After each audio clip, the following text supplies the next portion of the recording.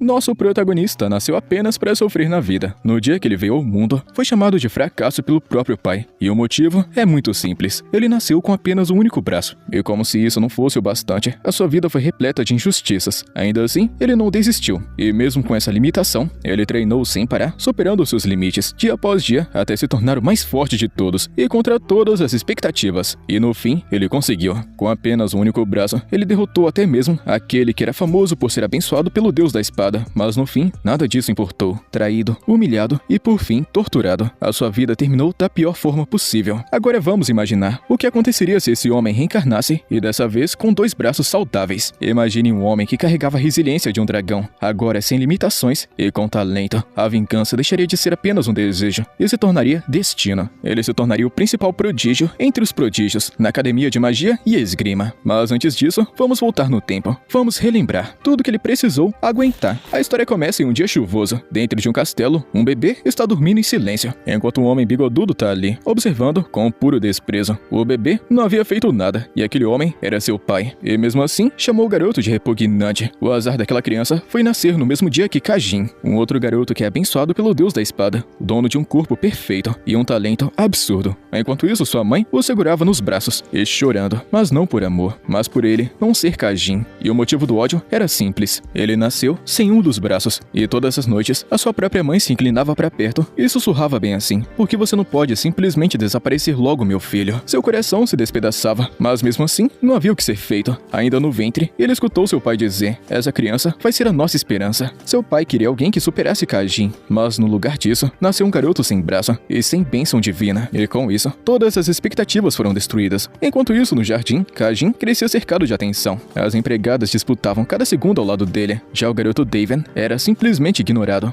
E quando ele finalmente conseguiu dar seus primeiros passos, sua própria mãe ficou apenas decepcionada. Kajin já empunhava uma espada, quando Daven simplesmente tocou em uma pela primeira vez. Aquele outro garoto até manipulava a energia mágica de mana, e com o tempo, Kajin se tornou o padrão, aquele com quem Daven era constantemente comparado, e inevitavelmente passou a invejar. Então, aos 7 anos, Daven foi entregue a ele. Por fora, parecia apoio da família, mas na realidade, ele foi vendido por 300.000 moedas, e o pequeno garoto jamais imaginou o inferno que aguardava ele. Kajin o odiava, sem motivo e sem explicação, apenas porque queria. Daven se tornou seu saco de pancadas oficial. Ele segurava as lágrimas, mas não pela dor, mas porque todos viam e não faziam nada. O único que poderia impedi-lo havia desaparecido. Seu tio, o único capaz de conter Kajin, abandonou a família, e assim ninguém mais o deteve. Kajin se transformou em um completo monstro. Durante um treino, um oponente se rendeu, mas Kajin não parou. Ele continuava atacando sem qualquer piedade, zombando, esmagando e destruindo, até que chamou o próximo, e dessa vez era Daven. Mesmo sabendo da diferença de poder, ele deu um passo à frente, porque no fundo só queria ser forte e corajoso. As espadas colidiram, mas o resultado era óbvio. Daven foi esmagado, arremessado contra o pilar. Kajin o encarava com desprezo, dizendo que um lixo com um braço só ousa me olhar assim, e então continuou a espancá-lo, perguntando se esforço algum dia seria suficiente, e a resposta dele era clara: nunca. Mas mesmo assim, Daven continuou. Ele sabia que talvez nunca alcançasse, mas ainda assim foi persistente. Enquanto isso, Kajin começou a decair. Afundou no álcool, nos vícios e na própria arrogância. Um gênio que parou de evoluir. E por incrível que pareça, ainda assim, Daven não conseguia nem vencê-lo. Era o talento natural contra a determinação absoluta. Anos se passam, até que já adultos, os dois se enfrentam novamente. Kajin ataca com tudo. O impacto lançou Daven para longe, mas dessa vez ele não recuou. Firmou sua espada no chão e avançou. Kajin percebeu o perigo, mas já era tarde demais. Era uma armadilha. As lâminas colidem mais uma vez. E então, uma explosão. A multidão entrou em choque. Ninguém conseguia acreditar. O homem de um braço só havia vencido. Isso era para ser impossível. Daven derrotou Kajin, o espadachim da tempestade. Até aquele momento, o histórico dele era simplesmente esse: 21 empates e 21 derrotas. E nenhuma vitória. Mas agora, aos 27 anos, ele finalmente venceu. Foram muitos anos, sendo chamado de inútil, sem talento e fracassado. Mesmo assim, ele continuou lutando e venceu. A multidão explodiu em comemoração, mas Kajin não conseguia acreditar. Perder para alguém como esse idiota era imperdoável. Isso fez Daven lembrar de tudo que ouviu a vida inteira. se ao menos você fosse Kajin. Mas dessa vez, ele respondeu. Se ele fosse Kajin, ele não teria desperdiçado a vida. Não teria se afundado em vícios e porcarias. Nem pisaria nos mais fracos. E então, ele se virou. Finalmente, tinha vencido. Mas naquele instante, seus olhos se arregalaram. Uma lâmina atravessou seu peito. Kajin o apunhalou pelas costas. A multidão ficou apenas em silêncio, em choque. Até o fim, Kajin continuou sendo um covarde. Naquele instante, Daven percebeu. Kajin havia usado a lendária espada de mana da família Sen. Aquilo significava uma coisa. Se não fosse por esse milagre, ele morreria ali. E esse milagre tinha nome: Santa Hyla. Mesmo à beira da morte, Daven encarou Kajin com um olhar frio e declarou que ele pode até ter vencido aquela luta, mas daqui em diante, Kajin vai ser lembrado apenas como um derrotado e covarde. E aquele deveria ter sido o fim para ele, mas não foi. Algum tempo depois, Daven abriu os olhos, correntes, escuridão e o cheiro de metal no ar. Ele estava preso. Confuso, ele pergunta o que qualquer pessoa iria perguntar nessa situação. Será que isso daqui é o inferno? De repente, um homem gigantesco começou a dar risada, dizendo que ele deveria agradecer por Santa Hyla estar na arena naquele dia. Com todas as expectativas, ela o salvou, mesmo sendo considerado inútil, descartável e impuro. Agora tudo fazia sentido. Ele sobreviveu, mas seu corpo ainda estava destruído. Então o homem se aproximou e fez uma pergunta absurda. Você fez um pacto com o demônio, não fez? Daven ficou em silêncio e o homem continuou. Aquela era a única explicação para um fracassado como ele derrotar Kajin. E não era só isso, até mesmo seus próprios pais confirmaram a história. Naquele momento, Daven entendeu. Eles realmente seriam capazes disso. Mesmo assim, perguntou: será que isso é verdade? E a resposta veio sem hesitação. Sacrifícios foram encontrados, frascos com sangue dele. E então, a acusação final: ele teria sacrificado 300 crianças inocentes em troca de poder. Uma mentira grotesca, mas perfeita demais. Segundo eles, Kajin o apunhalou para proteger a honra da família. E naquele instante, Daven deu risada. Finalmente percebeu a verdade. Ele até poderia derrotar Kajin, mas jamais venceria a família por trás dele. A sua sentença foi decidida. A sua energia mágica de mana seria selada, seus tendões destruídos, e o resto da sua vida seria apodrecendo em uma cela. Sem poder, sem dignidade e sem futuro, o soldado não hesitou. Amaldiçoou seu nome e cortou seus tendões. Selou sua energia de mana e o jogou como lixo em uma cela escura. Dias se passaram, talvez semanas, até que as grades se abriram. A luz entrava e alguém estava vindo. Kajin, com um sorriso distorcido, observa Daven. Então disse: agora sim, você parece estar no seu lugar certo. Ele continuou e se tornou um imperador espadachim, um gênio admirado por todos. E tudo isso graças a Daven, graças ao fracassado. Depois disso, ele foi embora. E como se não bastasse, a comida e a ração entregue para Daven começaram a diminuir. A fome se tornou sua nova tortura. Tossindo sangue, ele pensava: se fosse para morrer, queria pelo menos que fosse com dignidade. Deveria ter morrido naquele dia, na arena. Caído no chão e com o corpo já sem forças, uma dúvida apareceu. E se ele tivesse nascido com 2 braços? E se ele tivesse talento? Ou se ele tivesse a bênção de um deus? A sua vida seria diferente? Será que a sua família o amaria? Ele não queria morrer, ele queria viver. E então, tudo parou. O tempo congelou. E no instante seguinte, ele abriu os olhos. Mas percebeu um detalhe: não era mais uma cela. Um homem gritava com ele. E a primeira coisa que ele sentiu foi dor no braço direito. O seu braço estava lá. Ele não sabia se aquilo era um sonho, mas parecia muito real. Ao olhar para o homem à sua frente, algo dentro dele reconheceu. Aquele homem era da família principal. Mesmo sem saber como, ele tinha certeza. Então, o nome ecoou: Vincent. De repente, memórias invadiram sua cabeça, mas aquilo não parecia um pesadelo. Nada poderia ser pior do que aquela prisão. Então, o que é isso? Um sonho onde ele tem 2 braços? Ou será que é um presente antes da morte? O homem ficou ainda mais irritado, perguntando até quando ele vai fingir que não tá escutando. Então, lançou um ataque com mana. Por puro instinto, Vincent reagiu, bloqueou o ataque e contra-atacou, criando distância. Mas o resultado foi inesperado. O homem foi arremessado para trás por vários metros. Em um completo silêncio, alguma coisa estava errada. Que tipo de corpo era aquele? Rapidamente ele se desculpou, dizendo que a sua mão escorregou. Mas o homem recusou ajuda, chamando ele de pirralho arrogante. Ele ficou dizendo que ele só agia assim por ser da família principal. Furioso, ele jurou que seu filho pisaria nele e provaria que o ramo secundário era superior. Escutando aquilo, Vincent se lembrou do seu antigo pai, o homem que despejou todas as suas frustrações no próprio filho. Antes de sair, o cara deixou um aviso: ele não vai esquecer daquilo, e que Vincent deveria esperar porque vai ter volta. Pela grande assembleia das verdadeiras espadas, e então foi embora, Sozinho novamente, Vincent se sentou, ainda tentando entender se essa maluquice toda aqui é real ou apenas um sonho. Mas então, mais memórias aparecem. A sua mãe morreu dando à luz a ele, e seu pai nunca se importou. As outras crianças o espancavam. Ele era apenas um saco de pancadas. Dos 8 filhos da família Caçu, Vincent era o 7º, fraco, covarde e sem valor. Até mesmo a filha mais nova o fazia chorar, e ele apenas se escondia. Enquanto isso, o ramo secundário da família vivia tentando destruí-lo. E então, a verdade começou a se formar. O protagonista David, de um braço só, agora era Vincent, um inútil, em um novo corpo. De família Simeon, agora para a família Edena. Será que é reencarnação?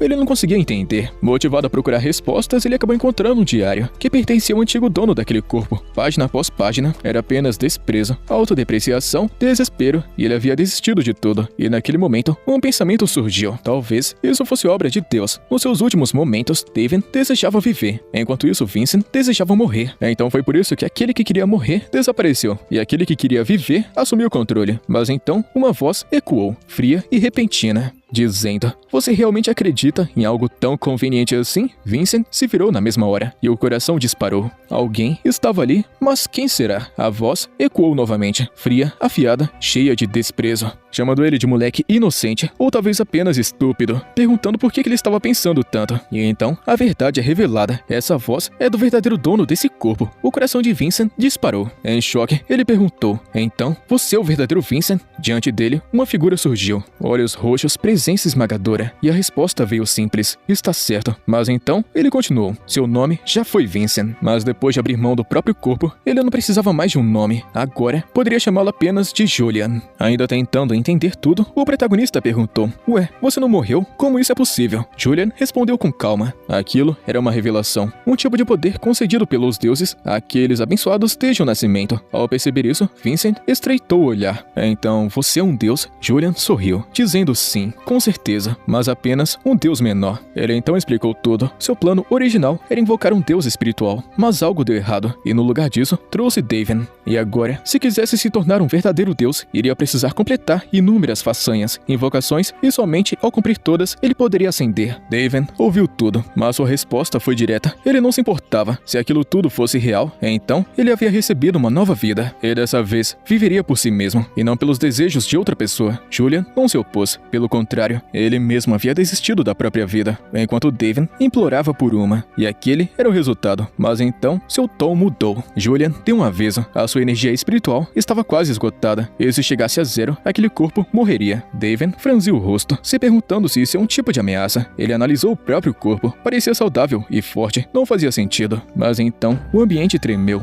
e um arrepio gigantesco percorreu a sua espinha. Naquele instante, ele percebeu que havia acabado de irritar um deus. A sua visão escureceu. O seu corpo cedeu. E antes de perder a consciência, ele ouviu a voz de Julian, dizendo: "Agora você entende." Em um silêncio total, escuridão, e então, luz. Julian voltou a falar, dizendo que ele era muito ingênuo e que agora veria a verdade. Um raio atravessou seu peito, e no instante seguinte, as suas memórias invadiram. Não eram dele, eram de Julian. E finalmente, ele entendeu. Vincent não era apenas um covarde e nem um fracassado. Tudo aquilo era uma grande farsa. Enquanto todos o chamavam de lixo, enquanto todos diziam para ele se humilhar na lama, ele observava, aprendia, esperava. Aquele olhar vazio não era desespero, era apenas cálculo. Ele fingia fraqueza, enquanto planejava vingança. David ficou chocado. Então esses são os pensamentos de uma criança? 13 anos, apenas 13 anos. E ainda assim tão frio e tão sombrio, tão calculista. Julian deu risada, um sorriso sarcástico, perguntando: "Será que você gostou da minha atuação?" Ele explicou que precisava se esconder, evitar a vigilância da família. Tudo porque ninguém poderia descobrir os conhecimentos que ele buscava. Eram proibidos, e segredos de nível apóstolo. E mesmo depois de tudo isso, o protagonista David quase não reagiu. Até que Julian disse o seguinte: "Então, você conhece o grande demônio David e o herói Rei Kajin?" Por um instante, tudo parou. A expressão de David mudou. Raiva. Pura raiva. "Como você sabe disso?" É revelado que aquilo aconteceu há 500 anos. Julian respondeu com naturalidade. A história registrava tudo. Um espadachim de um braço só, David, que teria escapado da prisão, feito um pacto com um demônio e massacrado milhares. Mais de 10.000 vidas foram perdidas, e por isso ficou conhecido como Grande Demônio. David ficou sem palavras. Então, 500 anos? Quer dizer que eu estou no futuro? Nada fazia sentido, mas o pior ainda estava por vir. A família Simeon havia reescrito tudo. O homem traído virou um monstro, e o traidor um herói. Daven apertou os punhos. Seu corpo tremia de raiva. Ele lembrava de tudo. Ele morreu sozinho na prisão. Enquanto isso, Kajin se tornou o imperador da espada e agora era lembrado como um rei-herói. Uma mentira, uma distorção completa. Enfurecido, Daven golpeou o chão, amaldiçoando aquela família, mas Julian apenas deu risada, zombando dele, dizendo que na história, o grande rei-herói Kajin era o melhor amigo do grande demônio, que o amava profundamente. Julian provoca, dizendo que essa história é muito bonita. Você não acha? Daven perde a paciência, mandando ele fechar a boca. Aquilo era absurdo, mentira, tudo mentira. Julian inclinou a cabeça. Então, você realmente é daquela época? A resposta foi imediata. Sim. Julian sorriu novamente, chamando ele de velhote, e disse pra ele não se importar tanto. Afinal de contas, a história sempre é escrita pelos vencedores. Daven ficou em silêncio, e então pensou que tipo de mundo cria uma criança assim. Sem escolha, ele pediu: continue com a história. De acordo com os registros históricos, o rei-herói engoliu suas lágrimas e se uniu ao maior herói da época, o seu melhor amigo, o imperador da espada solar, para derrotar o grande demônio. Daven franziu o rosto, perguntando: quem? Julian pareceu surpreso. O nome era Alan, um ancestral da família Adena, e naquele instante, uma memória voltou. Um garoto arrogante e irritante, mas cheio de admiração. Aquele garoto um dia disse que queria ser como ele, e agora ele havia se tornado patriarca de uma grande família. Mesmo sendo jovem, Alan não era apenas um talento qualquer. Ele era amigo de Daven, mas mais do que isso, seu discípulo. Tudo o que sabia, aprendeu observando, sozinho. Mesmo depois da queda de Daven, Alan continuou ao seu lado, visitava a prisão diversas vezes, e sempre dizia a mesma coisa: Daven não havia cometido crime algum, e que nenhuma autoridade poderia vencer a verdade. Ele jurou, não importava quanto tempo passasse, ele iria restaurar sua honra. Mas depois disso, ele nunca mais voltou. Julian continuava com a história, dizendo que Alan se tornou o primeiro patriarca da família Adena, e antes de morrer, ele deixou uma missão passada por gerações: superar a família Simeon e descobrir a verdade. Ao ouvir aquilo, Daven ficou em silêncio. Será que é coincidência? Não. Aquilo era grande demais para ser apenas coincidência. Ele abriu os olhos lentamente e afirmou: não, isso não é coincidência. Talvez ele não soubesse de tudo ainda, mas uma coisa era certa: Alan abandonou sua antiga linhagem, criou a família Adena com o único propósito: restaurar a sua honra. E agora, o destino colocou ele aqui, na linhagem de Alan. Daven respirou fundo e então perguntou: se ele completasse essa missão, Julian realmente se tornaria um deus verdadeiro? E a resposta veio imediata: sim. E mais do que isso, quando ele ascendesse ao novo nível, poderia conceder uma bênção absurda. Era um acordo perfeito. O protagonista fechou os olhos por um instante e, em silêncio, agradeceu àquele velho amigo que ainda lutava por ele, mesmo após 500 anos. Mas agora era sua vez. Ele vai dar continuidade à sua missão e esmagaria a família Simeon. E dessa vez não vai ser traído, e vai ser aquele que vai pisar naquela maldita família mentirosa, como membro da família Adena. Do lado de fora do castelo, Julian apareceu novamente e perguntou: onde é que esse velho pensa que vai? O sangue de Daven ferveu na hora e mandou ele parar de ficar chamando ele assim. Mas Julian não recuou. E se ele veio de 500 anos atrás, então era óbvio. Ele era muito velho. Irritado, Daven decidiu apenas ignorar, fingindo confusão. E disse que tinha esquecido toda aquela história de antes. E Julian vai ter que explicar tudo de novo. Então Julian fica dizendo que ele já tá caducando e promete não usar mais o termo velhote. Então naquele momento, o grito ecoou. O treino havia começado, e não muito longe, duas espadas colidiram, revestidas de mana. Daven observou curioso. Como será que seriam as artes marciais de agora? Depois de 500 anos, quanto elas mudaram? E os descendentes de Kajin, o quão fortes eles teriam se tornado? Mas então seu corpo falhou. Pesado, a sua visão escureceu, e no instante seguinte, ele caiu. Ao perceber, ele entendeu a situação. Esse corpo aqui é horrível, fraco e instável. Desmaiava com facilidade. E pior, se não usasse mana para sustentá-lo, não conseguia nem viver normalmente. Mas então algo mudou. Um fluxo de mana. Daven arregalou os olhos e gritou: Julian! E sem resposta ele chamou de novo, até que Julian finalmente apareceu sonolento, como se tivesse acabado de acordar. Perguntou o que era. Irritado, Daven foi direto ao ponto, porque aquele corpo nunca treinou esgrima. Julian pareceu confuso e disse que o garoto tinha uma condição, algo que o impedia. Ele nasceu assim. A resposta foi como fogo. Daven se irritou, falando que isso é impossível. Seu olhar ficou sério. Aquele corpo possuía algo raro, um exoesqueleto celestial. Então por que ele nunca treinou? Julian não faz ideia do que aquilo significava e perguntou para que isso é tão importante. Daven respirou fundo e começou a explicar. A mana pode ser armazenada em qualquer parte do corpo. Normalmente fica concentrada no coração, mas com um tipo de exoesqueleto celestial, isso muda. Você pode armazenar mana nos ossos, e isso multiplica o potencial, muito além do normal. Julian ainda não parecia entender, então Daven explicou melhor. Kajin, o grande rei-herói, também tinha tinha isso. Isso é uma grande ironia, porque David acabou de renascer em um corpo semelhante ao do homem que o matou. Mas aquele mundo 500 anos depois era ainda mais estranho do que ele imaginava. Julian então começou a explicar o método atual. Ele disse que agora as pessoas não armazenam mais mana no corpo. Elas usam imagens, visualizações, cada uma chamada de estrela. Isso define o nível de um lutador. O método antigo foi abandonado completamente, talvez até perdido. Escutando isso, David entendeu. Era uma forma de evitar riscos. No passado, mais da metade dos guerreiros morria e seus corpos simplesmente explodiam. Mas para ele isso não importava. Sem hesitar, ele começou. Puxou mana direto para o coração. Julian entrou em desespero, perguntando se ele está maluco. Mas David manteve a calma. Seu coração era forte e se ele quisesse se tornar mais forte, precisava arriscar. Mas então Julian percebeu uma coisa. A mana estava fluindo de forma errada, totalmente fora do padrão. Então ele perguntou se ele não conhece a fórmula do circuito.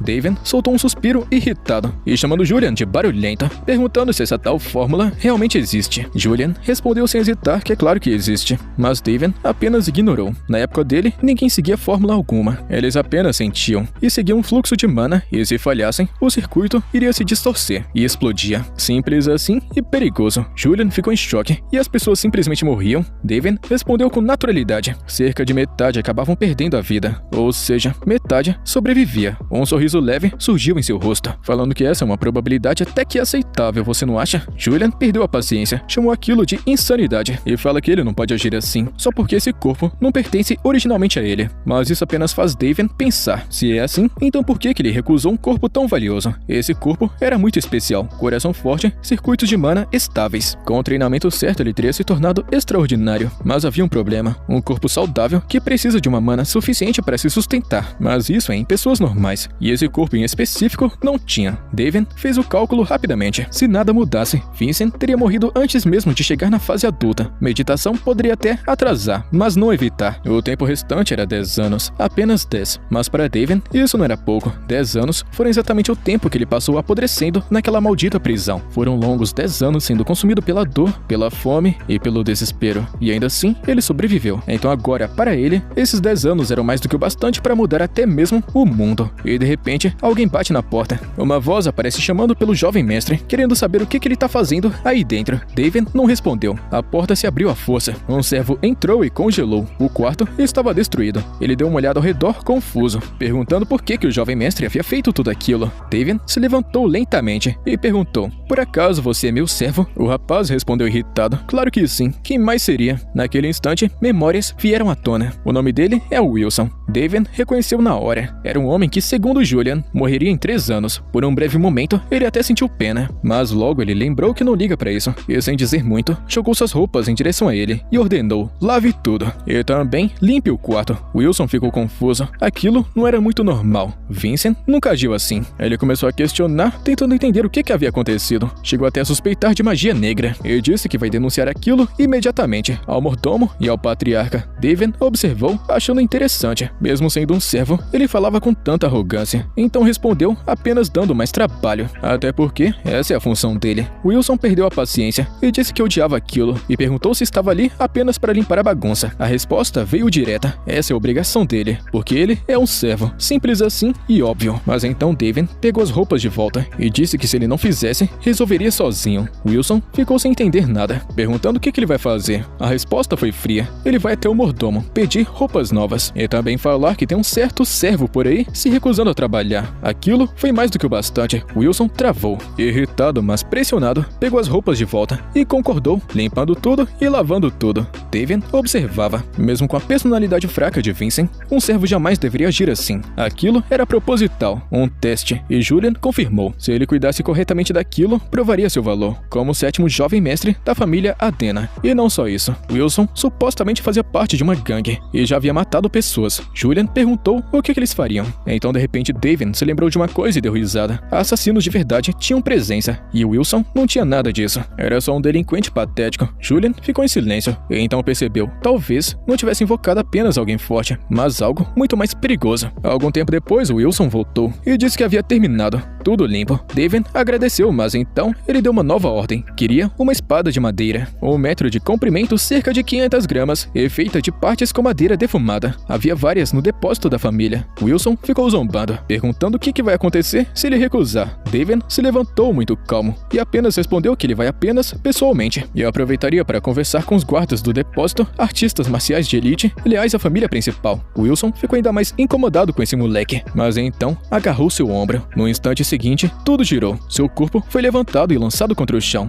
por uma criança. David soltou um leve suspiro e disse que foi apenas instinto e reflexo, velhos costumes. Ataques pelas costas sempre aconteciam. Wilson ficou sem reação. Ele nunca tinha visto o jovem mestre agir dessa forma antes. David apenas avisou que era melhor se acostumar, mas no fundo o protagonista sentiu o preço dessa jogada. Aquele corpo frágil mal suportava seus próprios movimentos. Wilson se levantou furioso, pronto para devolver na mesma moeda, mas então olhou nos olhos de David e congelou. Havia algo ali, algo muito errado. De forma sombria, o protagonista pergunta: "Tem mais alguma coisa a dizer?" A pergunta veio baixa e pesada. Wilson gaguejou, engoliu seco de medo e mudou completamente de tom. Ele falou sobre a espada, 1 metro, madeira escura, e David apenas ficou encarando e se lembrou de uma coisa. Ele não tinha acabado de se recusar a fazer esse pedido. Wilson ficou resmungando e disse que não queria, mas no fundo não recusou completamente. Ele saiu batendo a porta, mas um segundo depois ele abriu novamente, constrangido, e disse que o vento havia fechado e que não foi ele na intenção de provocar. David ficou satisfeito. Isso é uma pequena melhora. Ao mesmo tempo, Wilson caminhava, irritado, mas determinado, que da próxima vez ele não perderia e vai mostrar para aquele moleque quem ele realmente é. Com isso, rapaziada, a gente chega no final de mais um capítulo. Quer ver onde essa história vai terminar? Deixa sua inscrição e seu likezão. Tamo junto, mano. Até a próxima.